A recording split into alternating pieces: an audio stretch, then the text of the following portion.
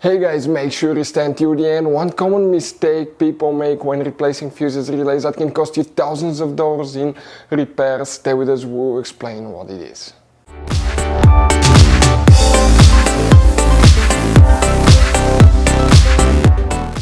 Hey guys, welcome back to Auto Repair guys. Thank you guys for watching and subscribing to the channel. Today will be super helpful video to any of you having a Mercedes E Class, that generation here from year 2010 to year 2016. If you need to find where the passenger seat module fuse is located, where you can find it, where you can buy cheap parts, tools, fuses, relays guys, that way do not waste money and time.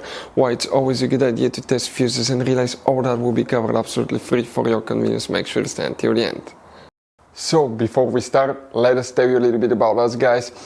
Now, if you have a Mercedes E-Class, that generation from year 2010 to year 2016-17 guys, this is the W212 guys.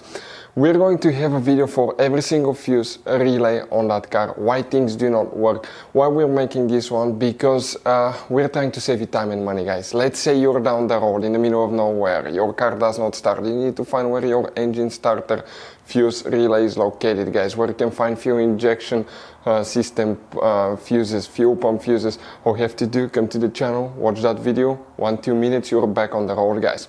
In addition, we'll share where you can buy cheap parts and tools, that way you do not waste your money and time. Every single car we get here at the garage, we try to make guys at least 200 to 300 free repair videos.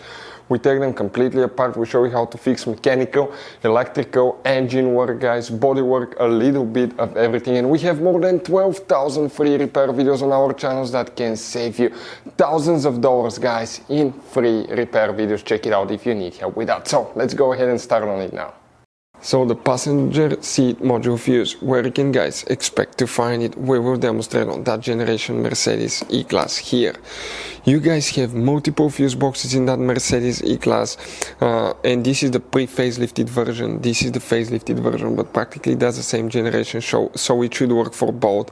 But the fuse box that we need is located in the trunk. Open the trunk, and here guys, if you come on the passenger side under that cover, if you pull it out, you'll find the main trunk fuse box with a layout like this one here. Before we continue, let's explain quickly why it's always a good idea to test fuses and relays. So it is super important guys to always test fuses and relays, and something else as well, common mistakes people make. Sometimes you may think that a fuse is good, or you cannot actually see if the fuse is clearly burned, and in that case guys, you may put the fuse back together, and you may end up spending money and time on parts you don't need, and all we had to do is just test the fuse. So we'll put a link in the description of the video below how to test the fuse. It takes only a few seconds to find out for sure if it's good or bad. The same thing for relays guys, okay? Some of those could be really expensive on cars, so we'll put a link in the description of the video below how you can test relays. And for some certain fuses guys, it's important to disconnect the car battery when removing them, otherwise you can burn the electronics. And for instance, working on airbags, fuses or anything like that, you need to wait at least 1 hour after disconnecting the car battery. And if you're not qualified and certified to work on airbag system, I will never recommend to do that guys.